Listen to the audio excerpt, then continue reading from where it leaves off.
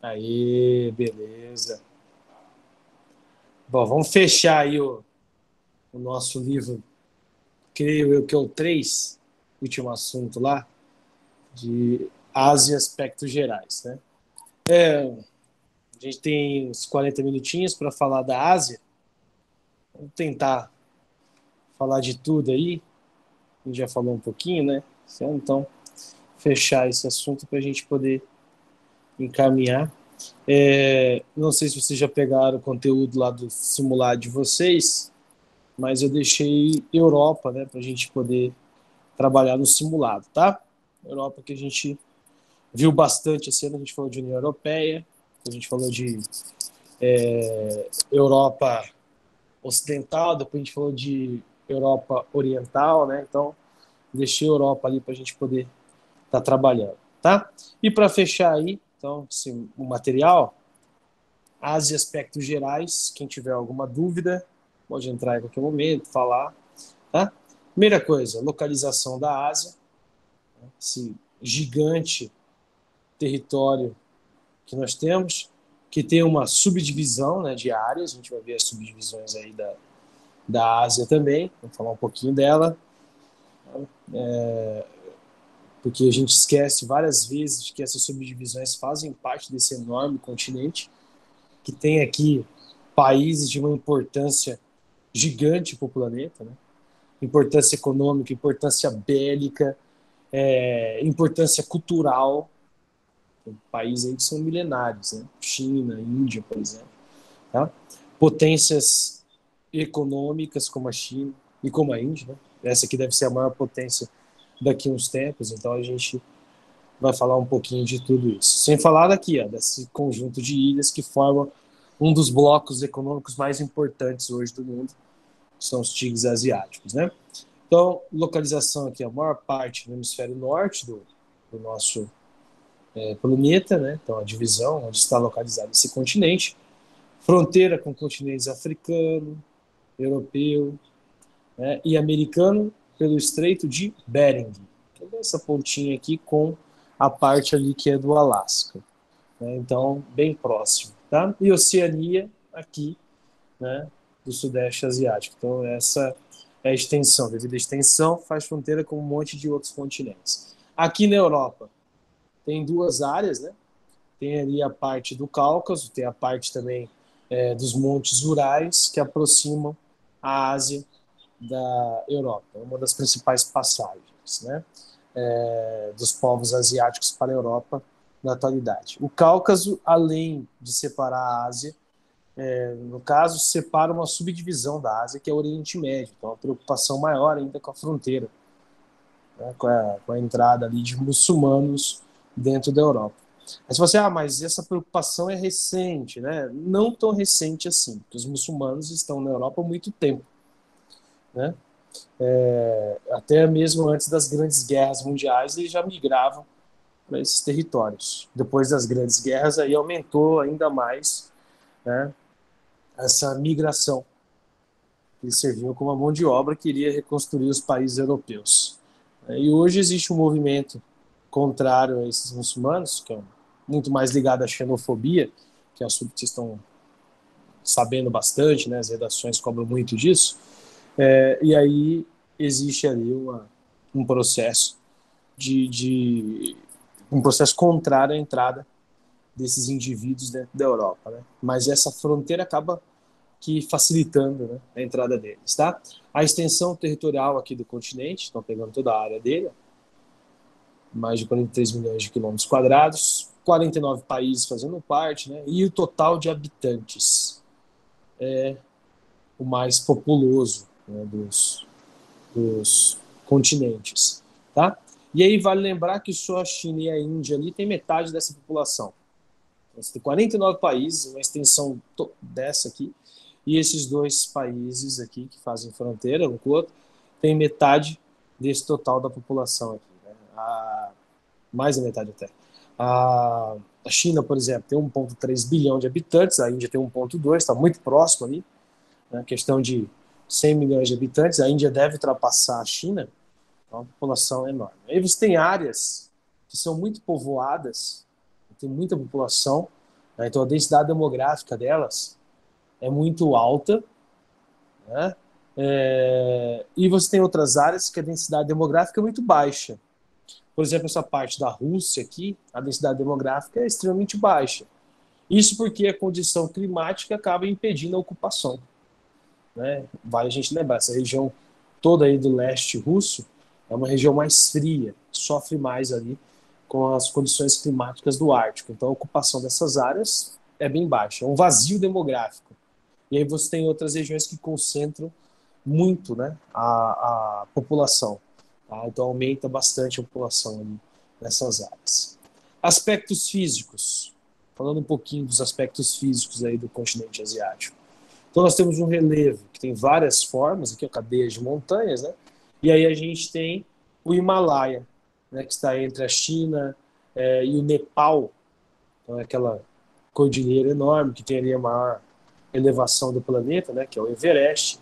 Tá? Então a gente tem uma cordilheira de montanhas, a gente vai ver daqui a pouquinho um mapinha físico de relevo ali da Ásia. Tá? Aí tem os Montes Urais, que também é uma elevação, que é o que separa a parte da Rússia ocidental da Rússia oriental, né? Então, tem duas Rússias? Não, é uma Rússia só. Mas a parte ocidental da Rússia, que é onde fica a capital, Moscou, ela está separada do restante do território justamente por esse conjunto de montanhas que a gente chama de Montes Urais, né? Que vai separar ali a Ásia da Europa. Tá? A gente vai ver de novo esses Montes Urais. A região do Cáucaso, que também é uma região montanhosa.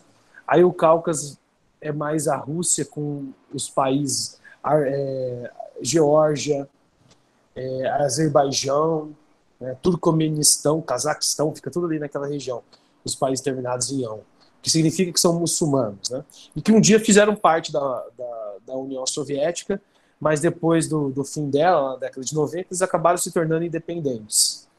Aí tem outras regiões ali nessa região do Cáucaso, que também são movimentos separatistas, né? Você já sabe que são os movimentos separatistas, ou seja, querem independência do território. Aí você vai ter ali naquela região Kosovo, né? Vai ter Chechênia, Ingushétia, Ossétia, né? Então todos aqueles territórios que querem independência ainda não são países, mas a tendência é que para o futuro, não sei quando, mas a tendência para o futuro é que todas essas nações que lutam por territórios consigam, né, a sua independência. Tá? Depende ali, nessa região, principalmente do fim da dinastia Putin, né? O dia que essa dinastia chegar ao fim, quem sabe eles consigam a sua independência. Né? Governo autoritário lá, que é uma espécie de democracia autoritária, se é que existe isso. Mas é assim que funciona lá na Rússia, né? Os planaltos aqui, asiáticos, próximas às cadeias montanhosas, formam a região ali com as maiores altitudes médias do planeta. Tem um planalto lá que é conhecido como o teto, né, do universo, que é o nome dado a ele, porque é um dos planaltos mais altos, né? Então, aí tem o planalto do Tibete também, que é um dos planaltos mais altos que existem. Região do Tibete, que também é um movimento separatista, uma região que é separada da China. Ela era autônoma, né? Era independente, até a Revolução Chinesa de 49. Aí o Mao Tse Tung, o chinês doidão, foi lá e anexou também o Tibete, né? Aquela região ali, o Planalto Tibetano, também é um dos planaltos mais altos que a gente tem aí no conhecimento. Tá? Planícies aqui também, ó, com ótimos solos para agricultura, né? Porém, principalmente a Ásia Central, sofre ali com esses acidentes geológicos, ou seja, com grandes elevações. Então eles têm que utilizar um território ou territórios que não são ali tão extensos e torná-los produtivos, né? Por isso que tem ali a produção nas montanhas. Então eles acabam produzindo nas montanhas. Então é muito comum você ver as produções da Ásia, aquele esquema de terraços, né? São degraus, tá? Para absorver a água das chuvas e manter assim o sistema de abastecimento de água. Então a chuva cai no morro ali, vai descendo degrau a degrau, mantendo abastecido toda aquela área. Principalmente a risicultura, que é o plantio de arroz. é plantado dessa forma ali na Ásia. Então aproveita, né, acaba aproveitando todo o terreno. Então, como o terreno ele tende a ser pequeno, né, você tem que aproveitar ele, tornar ele produtivo. Quem faz muito isso? Os países do Sudeste Asiático, né, aquela região da Indochina ali todinha, que são as ilhas. Né? O Japão aproveita bastante essa questão da escassez de território, então extremamente produtivo. Né? Então acaba utilizando bastante ali o relevo, cortando o relevo para produzir principalmente o arroz. Né?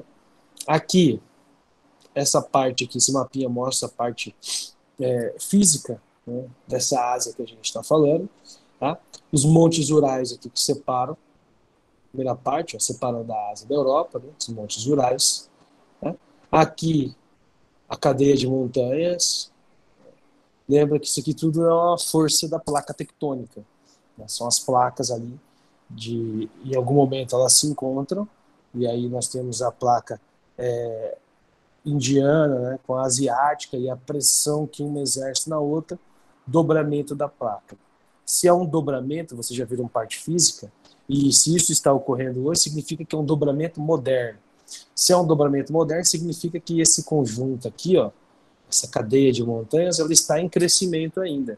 Então, o Everest, que já tem mais de 8.000 metros de altura, a tendência é que, continuando com essa pressão sendo exercida, no futuro tenha 9.000, 10.000, e assim vai. Né? Assim continue essa pressão exercendo, ocorrendo, a tendência é que essa elevação também aumente. Né? Aqui, ó, mais elevações. Né? Aí a gente tem o Planalto aqui da Índia, tem regiões de Planalto, regiões de planície também, né? Boa parte desse território aqui não dá ocupação, porque é extremamente frio, né? Aí tem o deserto aqui de Gobi, tá? Planalto do Tibete, que eu falei para vocês, uma das áreas mais elevadas que o planeta tem, né? Difícil até a ocupação, porque tem de ser uma área tende a ser uma área até mais fria, né? Tá? Então, essas são as grandes elevações aí. Aqui dentro, diversidade da atmosfera, né? Os tipos climáticos, um território que ocupa várias faixas das zonas climáticas. A tendência é que tenha uma quantidade de climas também muito maior, muito parecido com até aqui o nosso território. Né? A gente tem vários tipos de clima lá, eles também vão ter vários tipos climáticos. Né? Então tem o equatorial, devido ali à proximidade da linha do Equador, tem até uma floresta equatorial ali na região do Sudeste Asiático, clima mediterrâneo, né? Isso aqui entre Europa, África e Ásia, então a proximidade que eles têm ali com o clima mediterrâneo, tropical úmido, tropical, subtropical, semiárido, desertos, que existem vários desertos ali, né? Principalmente de Gobi é o mais importante deles, tá? Frio de montanha e polar. Então, essa é a vasta variação climática desse continente, devido ao seu tamanho, à sua grande proporção, grande extensão. Né? Então, ele acaba tendo aí todas essas condições climáticas. Sem falar que esse clima tropical aqui, né, e tropical úmido, que é o clima ali influenciado pelos oceanos e mares, fazem nessa região aqui, né, o período que nós chamamos de chuvas monsônicas, não? A região das monções, que é onde tem aquelas chuvas que duram ali um período muito maior de tempo e acabam irrigando toda aquela região. Né? Então, chuvas de monções só a Ásia possui. Né? Sudeste Asiático, ali a Península Indiana também, é onde essa chuva monsônica ela tende a ocorrer com a frequência muito maior. Tá? Então, se aparecer algum exercício falando lá de monções, você já lembra que pega toda essa região aqui, ó, né? É onde as chuvas monsônicas elas tendem a ocorrer. E é justamente esse tipo de chuva que eles acabam aproveitando ali para a produção de arroz. Né?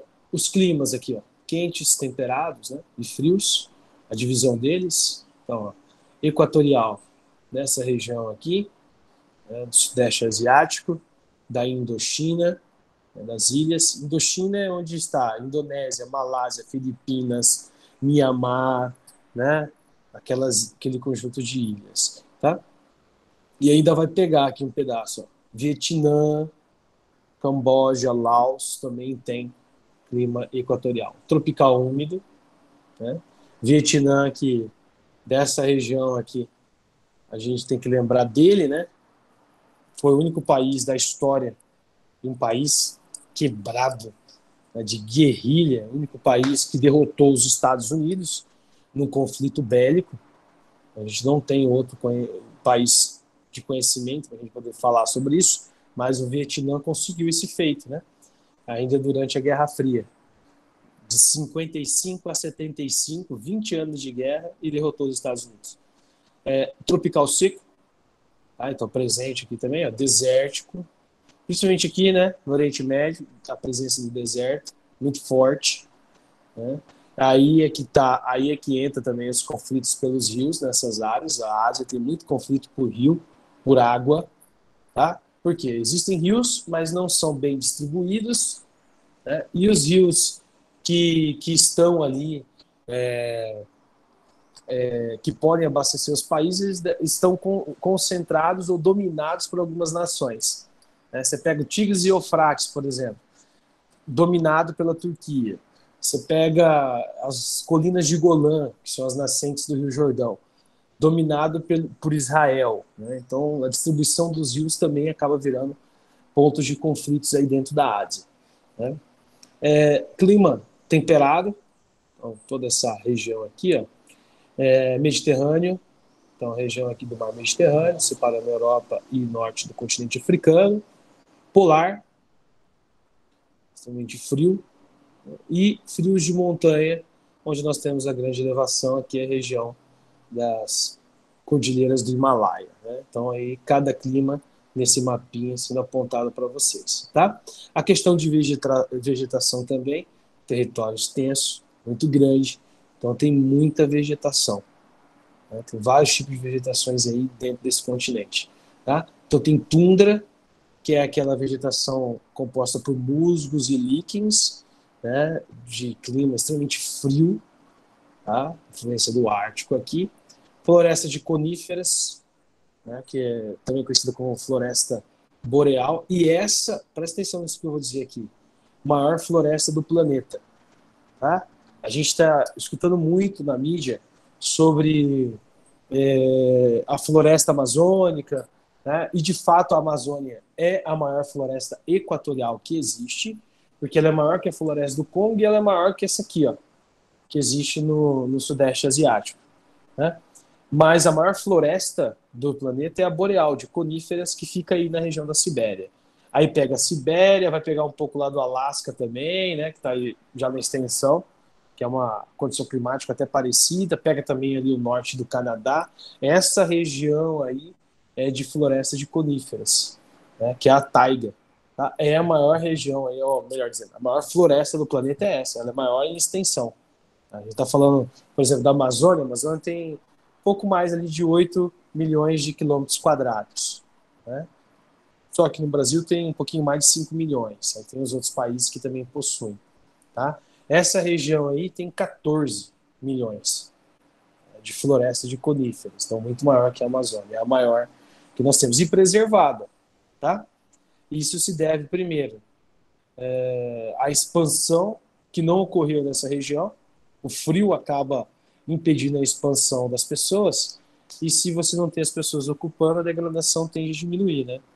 E é claro, tem degradação e exploração nessa região, porque a Rússia explora recursos naturais desse território. Aí, né? Explora petróleo, minério, mas a exploração que a Rússia faz aí dentro desse território, mesmo assim, ela ainda danifica menos a sua floresta. Tá? E essa floresta ela existe ainda, não é que ela existiu no passado, foi degradada, não, ela ainda existe e é a maior floresta do planeta. Floresta temperada aqui, ó, caducifólia, nessas duas áreas. Tá? Vegetação de altitude, que é a vegetação de, de montanha, né? Vegetação mediterrânea. Aí tem pradarias, que nós também conhecemos como pampas aqui no Brasil, né? Estepe, semiárida, vegetação desértica, savanas, como nós conhecemos. Nós temos a savana aí no Sudeste, na Ásia, mas nós temos savana no continente africano e tem savana aqui também no Brasil. Então, devido à zona térmica ali, nós temos a formação desses biomas. Qual que é a savana brasileira? Cerrado, que é justamente a área onde nós moramos, né? Essa região aqui é a região de savana brasileira. E a floresta equatorial e tropical aqui, que eles possuem também, ó, áreas de florestas equatoriais, né?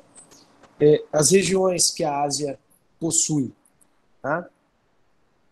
Para a gente falar um pouquinho delas, Oriente Médio, essa região aqui que a gente esquece pertence à Ásia, significa que essa região tão conflituosa que a gente acompanha na TV, né, de várias disputas territoriais, palestinos com israelenses, os grupos terroristas que vão surgindo ali, fundamentalistas islâmicos, né, é uma das regiões mais antigas de colonização humana, né, de ação antrópica, de surgimento das grandes civilizações e até mesmo das grandes religiões monoteístas estão ligadas a esse território aqui. Tá? A gente vai falar um pouquinho disso. Então, pega ali a região localizada ao leste do Mar Mediterrâneo até o Golfo Pérsico. A região conta com um pouco mais de 7 milhões de quilômetros quadrados e 270 milhões de habitantes. É uma região bem povoada. E vocês viram que boa parte do território é composto por desertos, poucos rios. 3 rios abastecem essa área. 3 rios. E as nascentes desses 3 rios são controladas. Colinas de Golã, controlada por Israel desde 67, né, Guerra dos 6 Dias. E as nascentes do rio Tigres e Eufrates, controlados lá no norte pela Turquia. Ou seja, a água é muito escassa aí dentro desse território, né? Porém, é rico em outros recursos. Vocês acompanham. Os Estados Unidos têm um interesse muito grande nessa região. Por quê? Rico em petróleo, né? Aí está uma das maiores reservas de petróleo do planeta. Não é a maior. A maior reserva é a Venezuela. Então, o Oriente Médio aqui, ó, berço das 3 religiões, né, monoteístas. Então, judaísmo, cristianismo e islamismo. Então, todas as 3 que têm ali a ideia de um Deus, né, e 2 que têm Messias e uma não, todas elas surgiram aí. Né? Cristo era asiático, né, era judeu, tá? Então ele era dessa região. Tá? Hoje a religião dele, que vem pós-morte, né, surge pós-morte, ela é mundial e muito mais ocidentalizada, mas ela tem início lá nessa área, na Ásia, né, no Oriente Médio. Tá? Então, nessa subdivisão asiática, para a gente entender a importância desse continente. Então, nessa região surgiram 3 grandes religiões.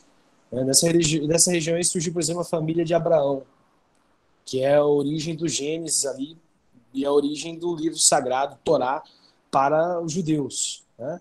É nessa região também que surge ali a principal peça para a religião cristã, né, que é Jesus Cristo, um judeu condenado ali, e a gente sabe a história, né? E é aí também que surge o islamismo, né? Ou a religião muçulmana com Maomé, que é aquele cara que vai ser o último ali a ter o contato com o anjo Gabriel, e dali ele dá origem a uma das religiões que mais cresce no mundo na atualidade, é a religião muçulmana. Né?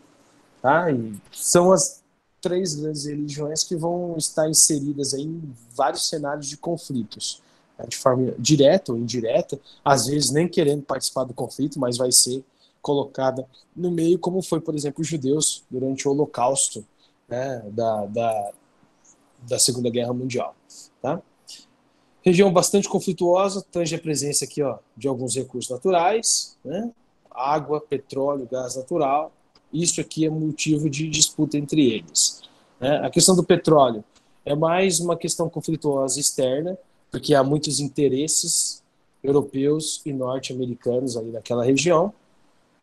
E a água é uma questão interna mesmo. A falta de água hoje é motivo de guerra entre as pessoas dentro do Oriente Médio, né? E mais para frente, essa falta de água, como a gente já comentou, vai ser também um dos motivos de conflitos no mundo. A Ásia, em geral, já passa por isso. Aqui a gente não tem essa noção ainda, mas para o futuro, territórios que possuem muita água, eles serão ali os pontos, né, de tomada. Né? Então, a água que é um recurso fundamental para a vida, né? Ásia Meridional, tá? Pega ali a região do sul do continente asiático, né, sul da Ásia, corresponde também ao subcontinente asiático, conhecido também como subcontinente indiano, né, região da Índia. Tá? Essa região aqui tem ali 1,65 bilhões de habitantes, né, e baixos indicadores sociais. Essa área vai pegar, então, Índia, vai pegar Paquistão, né, vai pegar Bangladesh, vai pegar toda aquela área sul-asiática. Não é do sudeste asiático, do sul do continente mesmo, da parte continental. Né? A Índia era o maior território. Depois do processo colonial da Índia, que ocorre em 1947, começa a fragmentação, né? Separação. Então, você tem a Índia e separação de outros territórios. Por exemplo, o Paquistão, ele surge depois de 47. A parte da população muçulmana vai para o Paquistão. Né? E aí a Índia concentra a grande população hindu, de maioria hindu ali, né? Que é um outro tipo de religião. Tá? Sudeste Asiático, 11 países, né? Diversas ilhas, a Indochina, que é a mais importante de todas elas. Tá? A extensão deles aqui, a população, uma das áreas mais densas. Então, a questão da densidade demográfica é muito forte nessas áreas, porque são territórios pequenos, mas com grandes populações. Então, sobra muito pouco espaço nesses países. E esse Sudeste Asiático, da década de 80 até os dias de hoje, é o grande ponto de atração das grandes indústrias multinacionais, das grandes empresas, né? Porque elas aproveitam que esses países, as leis são mais flexíveis, leis ambientais, leis trabalhistas, e ali elas instalam essas empresas para poder explorar não só o meio ambiente, mas explorar também os trabalhadores, né, explorar esses territórios. Tá? Por isso que eles ficaram marcados ali na década de 80 como os tigres asiáticos. Né? Eles vieram para competir com o mundo todo, inclusive com o Brasil. O Brasil sofre uma severa crise na década de 90, promovida por esses países aí. Na sequência, eles vão entrar em crise também em 97, aí o Brasil volta a ter um crescimento. Mas no início da década de 90, a gente vai perdendo muito mercado para os tigres asiáticos, porque era desleal a competição deles, né? E eles passaram a atrair muitas empresas e indústrias estrangeiras. A política econômica dos tigres asiáticos, ela é de plataforma de exportação, diferente da nossa, que era de substituição de importação. Né? O que é substituir a importação? É você passar a produzir aquilo que você comprava. Então, o Brasil passou a produzir roupa, calçados, alimentos. Né? Já os tigres, não. O que é uma plataforma de exportação? Recebe a indústria, produz ali a um custo muito mais barato, depois esse produto é comercializado no mundo todo. Por isso que você pega o seu tênis aí, da Nike, da Adidas, da Puma, e você vai ver a etiqueta lá, e você comprou na sua última viagem que você fez para esses países onde tem as sedes dessas empresas, né? Então, você foi lá para os Estados Unidos, você comprou um tênis da Nike, lá na loja da Nike. Aí você chega agora, vai ver a etiqueta, tá lá. Fabricado no Vietnã. Você fala assim, mas eu comprei nos Estados Unidos. Mas eles são plataforma de exportações. Eles produzem para essas grandes marcas e revendem. Né? Vietnã, Malásia, Filipinas, Indonésia, essas são os grandes pontos dessas marcas, que eu dei o exemplo agora de calçados, né? As grandes marcas multinacionais. Tá? Mas a própria China, com a criação das ZES, as Zonas Econômicas Especiais na década de 80, ela também, no primeiro momento, virou uma plataforma de exportação. Hoje que ela produz a sua própria tecnologia. Mas no passado ela já foi uma plataforma de exportação. E ela ainda trabalha, algumas empresas ainda trabalham com a China como plataforma de exportação. É só você pegar a Apple, por exemplo. Você olha o celular da Apple, a parte de trás dele está falando lá, O design é da Califórnia, mas a produção é onde? Na China. Então, produz aquele aparelho na China, com peças que são produzidas ali no mercado asiático, aí junta tudo, faz o produto bonitinho, põe na caixa, manda lá para os países para que eles possam revender o produto. Né? Então, os Estados Unidos lança lá o celular, mas ele é produzido na China, revende lá nos Estados Unidos, ele é produzido na China. As grandes marcas fazem isso hoje. É uma forma de lucrar mais, já que esse é o princípio do capitalismo, né? O lucro acima de tudo, e um custo de produção muito mais baixo. Não quer dizer que a produção é ruim, não, porque a qualidade existe, né? O design, os projetos, todos eles são dos países envolvidos. E tem todo o controle, fiscalização, tudo. Então, os produtos são muito bons, mas a produção hoje é fragmentada. Então, o Sudeste Asiático é isso que eu estou falando para vocês. Ele é uma plataforma de exportação, tá? Ou seja, do trabalho fragmentado, que é a nova DIT, né? Que é a fragmentação do trabalho. Outra marca aí dessa região, os desastres naturais, né? Marcam essa região aí. Nos últimos anos, os tsunamis, por exemplo, foram frequentes nessa área. Destruíram, né, boa parte do Sudeste Asiático, tá?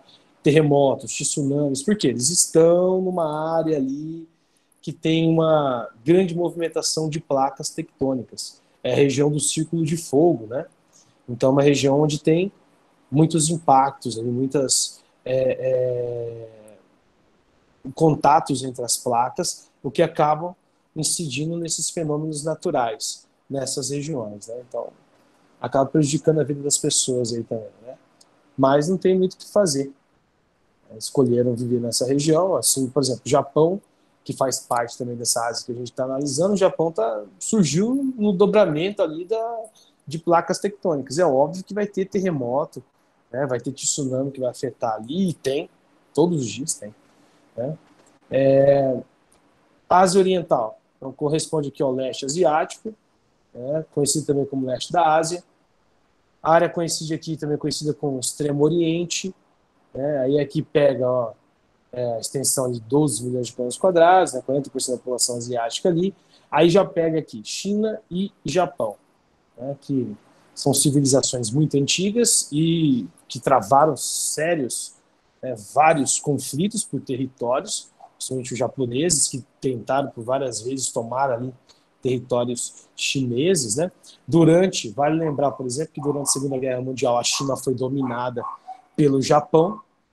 Tanto é que os nacionalistas e os comunistas, a partir de 1920, eles se uniram para poder combater o Japão. E aí eles só acabaram com essa união depois da Segunda Guerra Mundial, né? Aí a partir de 47, com a expulsão ali total dos estrangeiros, eles passaram a disputar o governo, que depois levou a 49, com a chegada de Mao Tse-tung no poder e a expulsão dos nacionalistas do território, tá? Mas para vocês entenderem o quanto foi forte aí a colonização dentro desse território. E o quanto o Japão, né, que é um país ali composto por um conjunto de ilhas, né,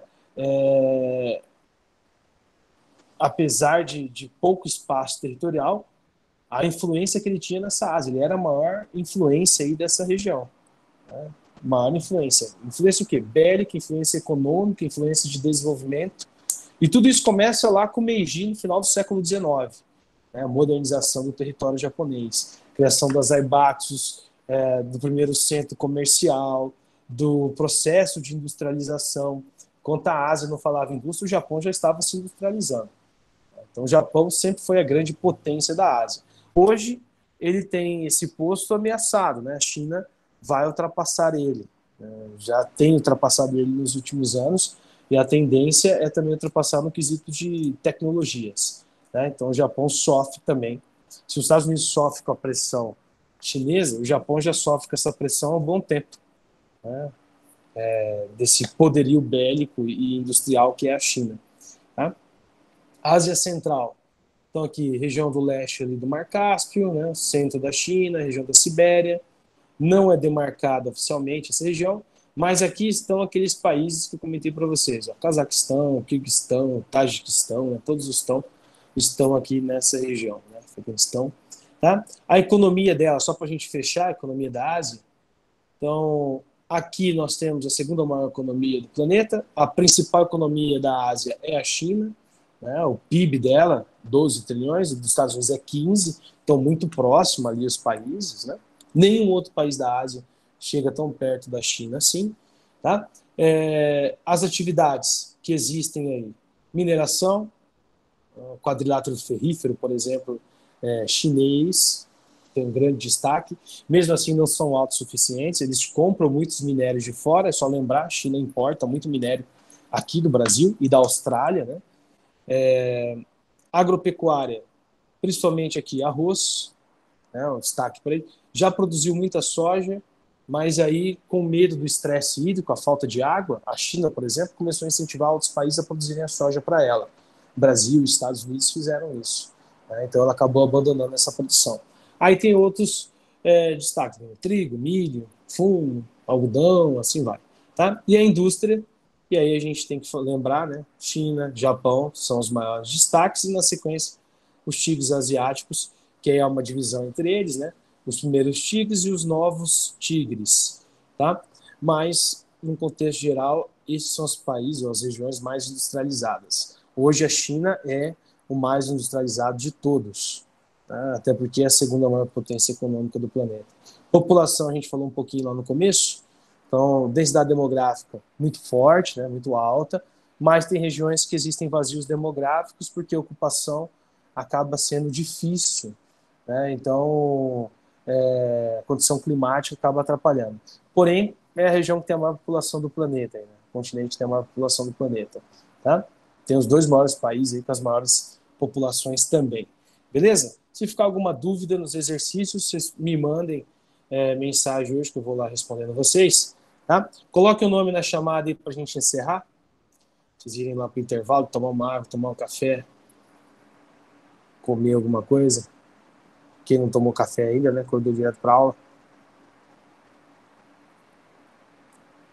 Estão liberados, tá? Uma excelente semana a todos. Nos vemos na segunda-feira que vem, né? Segunda-feira que vem. Falou, professor, até mais. Valeu, obrigado. Até segunda.